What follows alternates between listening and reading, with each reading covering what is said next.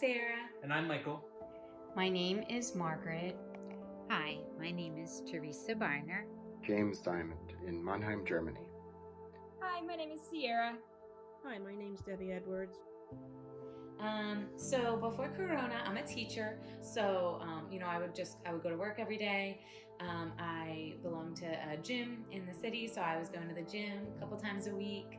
We ate out a lot. We would go to a lot of different restaurants or bars and just, have people over and be pretty social.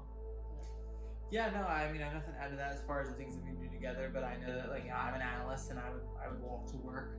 I got to go to the gym during lunch. Our building had a gym there. So that kind of changed. And then, like Sarah said, we go out, we'd have happy hours with coworkers and friends, and we like having people here. I live in Rockledge, Florida, and I'm a second-year student at the University of South Florida. I decided it would be best to come home and stay home when my university decided to have a 2-week break after spring break was over. So I decided to just go home, and then while I was home, they announced that the rest of the fall semester was going to be canceled. So my roommate and I just decided to stay home, and we would figure out when to go back later.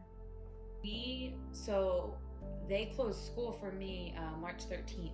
So that was kind of when both of us started to say oh, this is maybe something pretty serious that we need to just start to take seriously. So that following week is when we started to stay home and not go out as much or cancel events and not see anybody outside of one another. Yeah, the week before then, my job said, hey, they'll start working from home because we can do that. And then Sarah's job stopped going to work the week after. But that weekend was probably not our wisest decision. Looking back in hindsight, we just didn't really know any better. We had a friend of ours whose birthday was up in New York, and then the next day, New York shut down. So looking back, horrible mistake. We're safe, thank goodness. Yeah. Our friends are all safe, but not wise. I started to get worried at the end of February when the outbreak in Italy when it was apparent that it was growing very fast. At the time, there were a lot of people from Germany that were on vacation in Italy, and that was worrying me, thinking people would bring it back, and that's actually what happened. I do know of several people that were affected with the coronavirus, and this made me sad. Also more mindful of the seriousness of the virus, and made me realize how blessed that I am. I was diagnosed April 17th. It was a Friday. Went and got tested because when I left work and had my temperature checked that day, my temp was elevated. I had started with a slight cough, a scratchy throat the day before, but I thought it was allergies. I didn't think nothing of it. But then when the temperature started, then I kind of got concerned. So I went to the ER and got myself checked out, and I did test positive. Coronavirus has affected work for me because I am a preschool teacher. I teach 3 and 4-year-olds, and obviously we can no longer go to class. So I am now staying home and just trying to teach them from home a little bit. Like I said, they're little, they're only 3 and 4. So doing a whole online lesson plan is really hard for preschoolers. I have tried, to make as much fun as I can for them. I send them weekly lesson plans of things that they can do, optional fun activities that the parents can do with them. I Zoom with them once a week, so that's been really fun. We've done Zoom scavenger hunts and Zoom, just reading stories to them and that kind of stuff. I also sent them, I created myself as a flat Miss Christine, and sent that in the mail for them so that they could take me on all of their little adventures.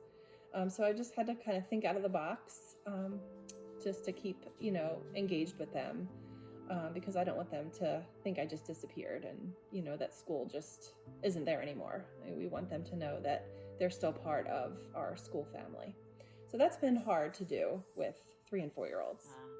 So with our free time, it's kind of just been a lot, but Where is it? oh, it's in the bedroom.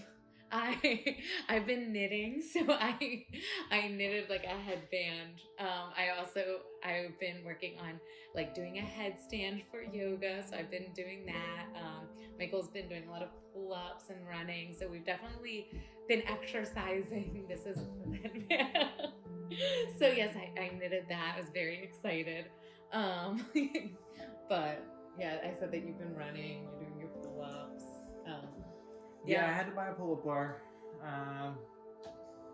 and the running reading. stuff, I'm getting better at running. I have been reading. A lot of reading. And then, of course, we're binging shows like everybody else. So. And Animal Crossing. Yes, Michael's been playing a lot of Animal Crossing. What plans have been postponed since COVID-19 happened? A whole bunch. Concert. I had tickets for a hockey game. Was excited to watch the European Championship of Soccer and the Olympics this summer. Meetings with friends where we meet and cook together. That's all been canceled. A couple of vacations, Easter vacation in Holland and the Netherlands, and a trip to Ireland for St. Patrick's Day was canceled.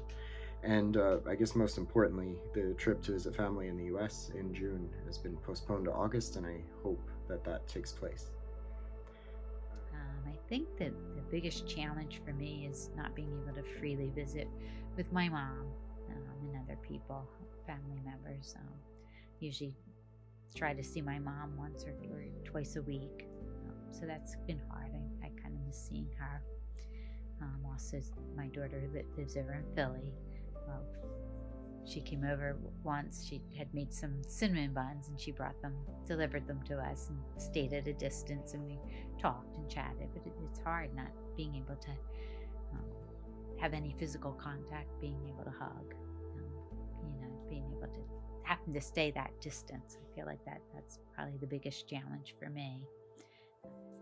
The first thing that my family wants to do once we are out of quarantine and back to safe, normal routines. I know it sounds crazy, but we want to go to Disney. We live an hour away from Disney World, and we are pass holders. We go there all the time. It's kind of like our playground, and we miss it so much. So we are so excited for that to reopen. Obviously, I want to wait until it's safe to do so, but we will be going back to Disney as soon as possible. I think when this is all over, I'd really like to visit and hug my mom and my daughter and other family members too.